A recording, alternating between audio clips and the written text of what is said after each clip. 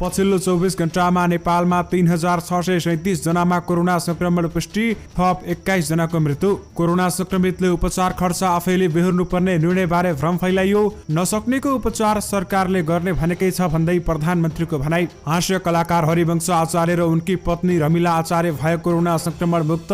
कक्षा 12 को परीक्षा मङ्सिर 9 देखि सुरु हुने। कोरोना संक्रमित विद्यार्थीलाई छुट्टै व्यवस्था मिलाइने। हरेक प्रदेशमा कम्तीमा एउटा कृषिको राष्ट्रिय गौरवको आयोजना बनाउने कृषि मन्त्री भुसालको घोषणा। प्रधानमन्त्री केपी शर्मा ओली र भारतीय गुप्तचर संस्था रिसर्च एन्ड एनालाइसिस विङ रका प्रमुख सामन्त कुमार गोयल बीच भेटवार्ता भएको पुष्टि। कोरोना परीक्षण र उपचार निशुल्क बनाऊ भन्दै प्रमुख विपक्षी नेपाल कांग्रेसका सभापति शेरबहादुर देउबाको आग्रह। दशैं बिदा हुन अघि बढेर बन्द भयो शेयर बजार, निप्से 1600 माथि। आफै किन हराउँछ टेलिकम पोस्टपेड सिम प्रयोगकर्ताको ब्यालेन्स? तपाईहरूको पनि ब्यालेन्स काटिन्छ भने किन काटिन्छ त? थाहा पाउनको लागि भिडियोलाई अन्तिमसम्म हेर्नुहोला। कैलालीमा हत्या गरिएका असै र प्रहरी जवानको परिवारलाई प्रदेश सरकारले 2 लाख राहत दिने। प्राविधिक शिक्षा तथा व्यावसायिक तालिम परिषद सिटिबिटीको परीक्षा मङ्सिर 8 देखि सुरु हुने। नेपाल सरकारले विश्व बैंकबाट लियो 24 अर्ब ऋण। यो 24 अर्ब लिएको पैसा केमा लगाइन्छ त? यसबारे पुरै जानकारी। सरकारले पुनः लकडाउन सम्बन्धी के निर्णय गरेको छ त? थाहा पाउनको लागि यो भिडियोलाई अन्तिमसम्म हेर्नुहोला। आज फेरि 800 ले बढ्यो सुनको मूल्य, प्रति तोला 95,500 रुपियाँमा पाइने। दर्शकवृन्द नमस्कार, तपाईहरूलाई फेरि पनि स्वागत छ हाम्रो च्यानल स्मार्ट खबरमा। दैनिकी जस्तै तपाईहरूमाझ आजका पनि मुख्य समाचारहरूको साथमा उपस्थित भएका छौं। हाम्रो मेहनतको लागि तपाईहरूले यो भिडियोलाई एउटा सानो लाइक गरी सक्दो शेयर गर्न भने नबिर्सिनुहोला। त्यसैगरी यदि तपाईहरूले अहिलेसम्म हाम्रो च्यानललाई सब्स्क्राइब गर्नु भएको छैन भने सब्स्क्राइब गर्नुहोला। साथै छेउमा रहेको बेल घण्टीमा क्लिक गरी अलमा क्लिक गर्न पनि नबिर्सिनुहोला। आउनुहोस् आजका मुख्य समाचारतर्फ लागौं। दर्शकवृन्द, पहिलो खबर कोरोना भाइरसका संक्रमितहरूको संख्याबाट सुरु गर्न चाहे। पछिल्लो 24 घण्टामा नेपालमा 3337 जनामा कोरोना भाइरस कोभिड-19 को संक्रमण पुष्टि भएको छ। देशभरका प्रयोगशालामा 15255 नमुना परीक्षण गर्दा 1249 महिला र 2388 पुरुषमा संक्रमण पुष्टि भएको हो। यो सँगै नेपालमा कुल संक्रमितको संख्या 1,48,509 पुगेको छ। त्यसैगरी पछिल्लो 24 घण्टामा मात्र कोरोना भाइरसबाट नेपालमा थप 21 जनाको मृत्यु भएको छ। यो सँगै नेपालमा कोरोना भाइरसबाट मृत्यु हुने नेपालीहरूको कुल संख्या 812 पुगेको छ भने 1,02,820 जना संक्रमण मुक्त भएका छन्। पछिल्लो 24 घण्टामा मात्र 3,215 जना संक्रमण मुक्त भएको स्वास्थ्य तथा जनसंख्या मन्त्रालयले जनाएको छ। देशभर 44,877 सक्रिय संक्रमित रहेका छन्। उनीहरू मध्ये 269 जनाको आइसियु र 87 जनाको भेन्टिलेटरमा उपचार भइरहेको छ। दर्शकवृन्द, पछिल्लो 24 घण्टामा नेपालमा 3,637 जना कोरोना संक्रमित थपिनेमा काठमाडौँ उपत्यकाका मात्र 1,552 संक्रमित रहेका छन्। आउनुहोस् अब अर्को समाचारतर्फ लागौं। दर्शकवृन्द, सुदूरपश्चिम प्रदेश सरकारले तस्करी नियन्त्रण गर्ने क्रममा मारिएका प्रहरी सहायक निरीक्षक असै गोविन्द विक र प्रहरी जवान रामबहादुर साउदको परिवारलाई 2 लाख रुपैयाँ दिने निर्णय गरेको छ। बिहीबार बिहान बसेको मन्त्री परिषद बैठकले उनीहरूको परिवारलाई जनही 2 लाख दिने निर्णय गरेको हो। तत्काल परिवारका सदस्यलाई 1 लाख रुपैयाँ उपलब्ध गराउने र बाँकी 1 लाख उनीहरूको सन्तानको लागि मुद्दती खातामा राखिदिने निर्णय गरेको आर्थिक मामिला तथा योजना मन्त्री झपट बोहराले जानकारी दिएका छन्। तस्करी नियन्त्रण गर्ने क्रममा तस्करद्वारा अस्थायी प्रहरी पोस्ट जुगेडाका प्रमुख समेत रहेका असै गोविन्द विकर र प्रहरी जवान रामबहादुर साउदको हत्या भएको थियो। गत शनिबार साँझ ड्युटीमा गएका बेलामा दुवैजना बेपत्ता भएका थिए। असैको शव आइतबार र प्रहरी जवानको शव मंगलबार मोहना नदीमा फेला परेको थियो। प्रहरीले हत्या अभियोगमा 8 जनालाई पक्राउ गरेको छ। 8 जनाले नै हत्या गरेको स्वीकार पनि गरिसकेको प्रहरीको भनाइरहेको छ। आउनुहोस् अब अर्को समाचारतर्फ लागौं। दर्शकवृन्द, प्रधानमन्त्री केपी शर्मा ओलीले कोरोना संक्रमितले उपचार खर्च आफै बेहोर्नु पर्ने निर्णयबारे भ्रम फैलाएको बताएका छन्। सरकारले हालै मात्र आर्थिक रूपमा विपन्न, अशक्त, असहाय, एकल महिला, अति अपंगता भएका नागरिक, ज्येष्ठ नागरिक र अग्रपत्तिमा खटिनेहरूमा लक्षण देखिए मात्रै परीक्षण र उपचार गर्ने र यदि कोरोना बिमा गरेको भए त्यसबाट कट्टा गर्ने निर्णय गरेको थियो। तोकिएका बाहेक अरू संक्रमितले भने कोरोना परीक्षण र उपचारका लागि शुल्क तिर्नुपर्ने सरकारले निर्णय सुनाएको थियो। सरकारी निर्णयको चौतर्फी आलोचना भइरहेको छ। स्वयं सत्तारूढ नेपाल कम्युनिस्ट पार्टी नेकपाकै नेताहरूले समेत यो निर्णय सच्याउन सरकारसँग माग पनि गरेका छन्। तर मंगलबार साँझ बसेको मन्त्री परिषद बैठकमा प्रधानमन्त्री ओलीले आफै खर्च गर्न नसक्नेहरूको उपचार सरकारले गर्ने भनेको स्पष्ट पारेका छन्। तर सरकारको निर्णयलाई लिएर भ्रम फैलाइएको भन्दै प्रधानमन्त्री ओलीले त्यसलाई चिन्नुपर्ने बताएको एक मन्त्रीले जानकारी दिएका छन्। यानि कि दर्शकवृन्द, खर्च खर्च गर्न नसक्नेहरूको उपचार सरकारले गर्ने भनेको छ भन्दै प्रधानमन्त्री केपी शर्मा ओलीले स्पष्ट पारेका छन्। आउनुस अब अर्को समाचारतर्फ लागौं। दर्शकवृन्द, नोभेल कोरोना भाइरस कोभिड-19 का कारण स्थगित कक्षा 12 को परीक्षा मङ्सिर 9 गतेदेखि सञ्चालन हुने भएको छ। परीक्षा तालिका कार्यविधि तयार भएको राष्ट्रिय परीक्षा बोर्डका अध्यक्ष प्राध्यापक चन्द्रमणि पौडेलले जानकारी दिएका छन्। उनका अनुसार नेपाल सरकारले तोकेको सुरक्षा मापदण्ड र सामाजिक दूरी कायम गरेर परीक्षा सञ्चालन गर्न लागि हो। परीक्षा समय बिहान 8 बजे सुरु हुने भएको छ।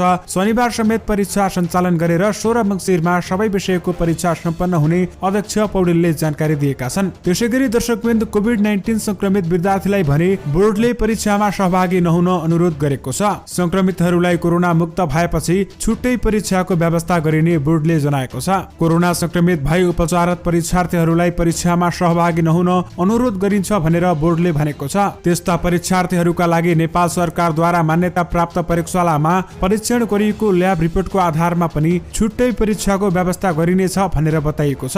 त्यसैगरी दर्शकवृन्द, परीक्षा बोर्डले 40% को मात्रै परीक्षा सञ्चालन गर्न लागेको हो। 40% अङ्क कक्षा 11 र 20% कक्षा 12 को आन्तरिक मूल्याङ्कनबाट जोडिने बोर्डका सदस्य सचिव दुर्गा प्रसाद अर्यालले जानकारी दिएका छन्। अर्यालका अनुसार बोर्डले 2076 वा त्यसभन्दा अघिल्लो लिएको परीक्षा कक्षा 11 को वार्षिक वा ग्रेड वृद्धि परीक्षामा सैद्धान्तिक तर्फ प्राप्त गरेको विषयगत प्राप्ताङ्कलाई 100% मानि सोको 40% अङ्कभार कक्षा 12 को मूल्याङ्कनमा जोडिनेछ।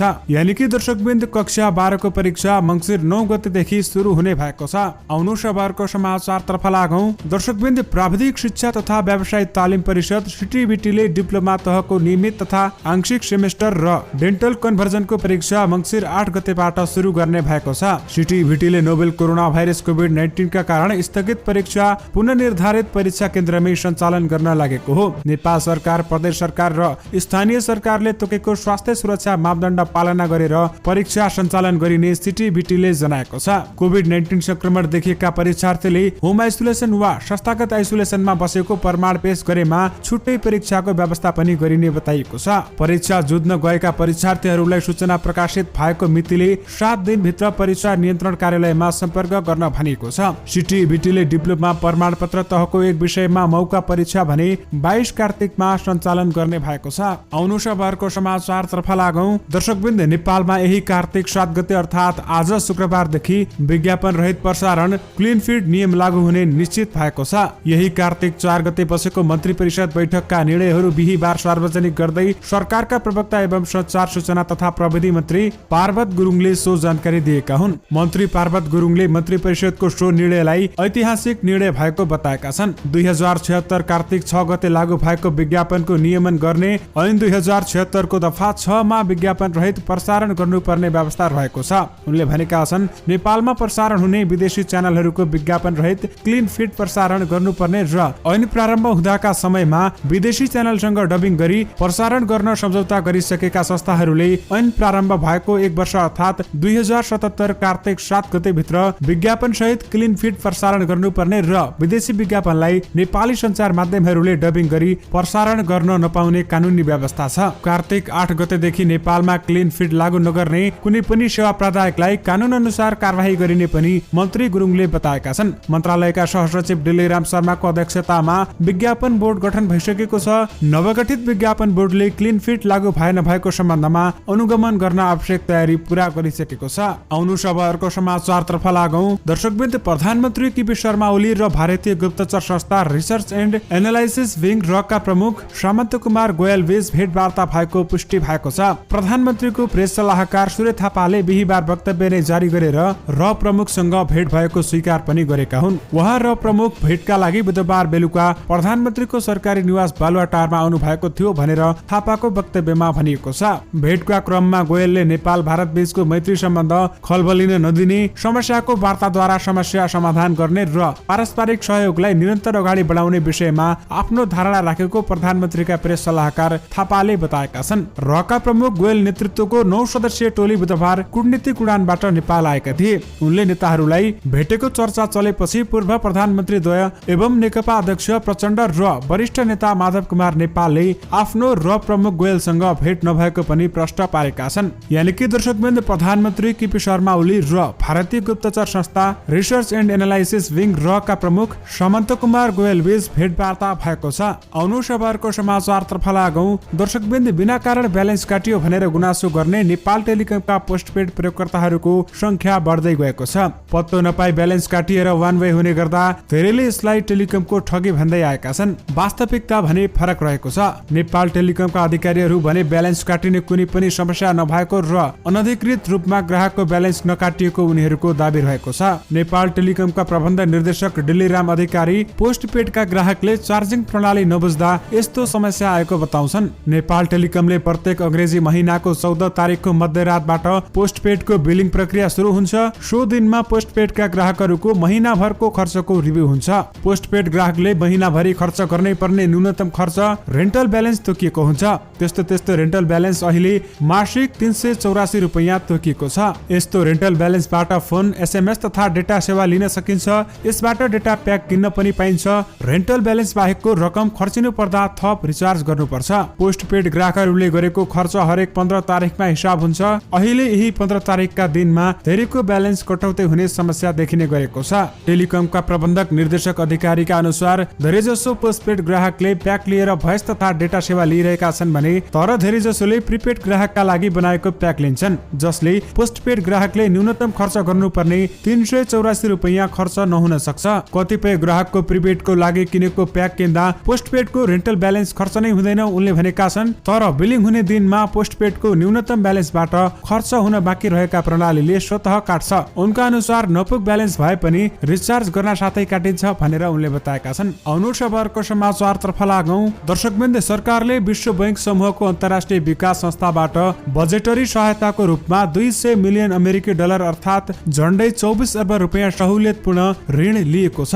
विभिन्न विकास कार्यक्रममा खर्च गर्ने गरी उक्त सहयोग स्वीकार गरिएको सञ्चार तथा सूचना प्रविधि मन्त्री एवं सरकारका प्रवक्ता पार्वत गुरुङले बताएका छन्। बिहिबार मन्त्रालयमा 2077 कार्तिक 4 गते बसेको मन्त्री परिषदका बैठकका निर्णय सार्वजनिक गर्न आयोजित पत्रकार सम्मेलनमा मन्त्री गुरुङले अर्थ मन्त्रालयको प्रस्तावमा उक्त सहयोग स्वीकृति गरिएको बताएका छन्। नेपालमा सञ्चालित उत्पादनमूलक उद्योगहरूमा नेपाली जनशक्ति र श्रमिकहरूबाट सम्भव नभएका काममा विदेशी श्रमिक ल्याउने सम्बन्धमा निश्चित मापदण्ड पूरा गरेर विदेशी श्रम ल्याउन अनुमति दिने उद्योग वाणिज्य तथा आपूर्ति मन्त्रालयको प्रस्तावलाई समेत स्वीकृति गरेको छ। त्यसैगरी कृषि मन्त्रालयको प्रस्तावमा न्यूनतम समर्थन मूल्यमा धान खरिद र व्यवस्थापन गर्ने निर्देशिका 2077 स्वीकृति गरेको छ।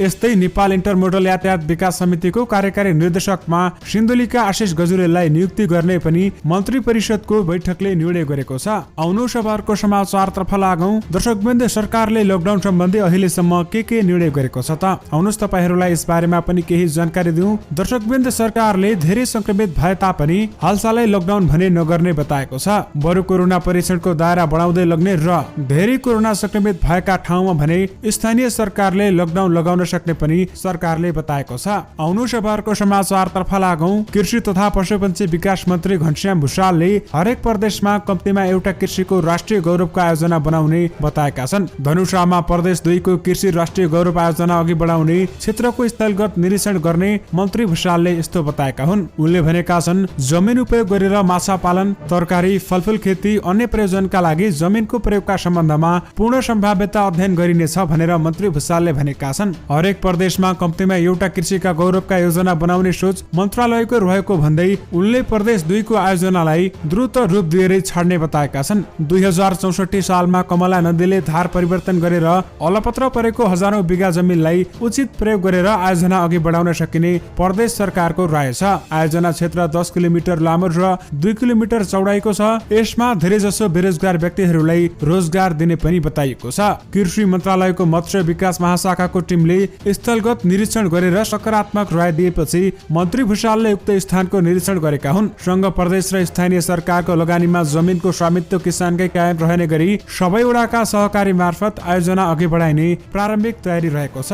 आउनुहोस् अब अर्को समाचारतर्फ लागौं। दर्शकवृन्द, हास्य कलाकार हरिवंश आचार्य र उनकी पत्नी रमिला आचार्य कोरोना संक्रमणबाट मुक्त भएका छन्। हरिवंशले सामाजिक सञ्जाल मार्फत आफूहरूको रिपोर्ट नेगेटिभ आएको बताएका छन्। उनले माया दिने सबैलाई धन्यवाद पनि दिएका छन्। उनीहरूको 16 दिन अगाडिको कोरोना रिपोर्ट पोजिटिभ आएको थियो भने यसपछि दुवै जना होम आइसोलेसनमा बसेका थिए। हरिवंशले कोरोना संक्रमण भएपछि कुरा गर्दै कोरोनालाई सामान्य रूपमा नलिन र नआत्तिन आग्रह गरेका छन्। उनले यसपटक दशैंमा टीका लगाउन आफ्नो घर नआइदिन पनि आग्रह गरेका छन्। हरिवंश र रमिलाको रिपोर्ट पोजिटिभ आए पनि उनीहरूको परिवारका अन्य सदस्यको पनि कोरोना रिपोर्ट भने नेगेटिभ आएको थियो। हरिवंश र रमिलाले 16 दिनमा कोरोनालाई जितेका हुन्। आउनु खबरको समाचारतर्फ लागौं। दर्शकवृन्द, प्रमुख विपक्षी नेपाली कांग्रेसका सभापति शेरबहादुर देउवाले कोरोना परीक्षण र उपचार आफ्नै खर्चमा गर्नुपर्ने सरकारको निर्णय लज्जास्पद भएको बताएका छन्। सरकारले हालै मात्र आर्थिक रूपमा विपन्न, अशक्त, अपाङ्ग र फ्रन्टलाइनमा खटिएकाहरूमा लक्षण गरी मात्र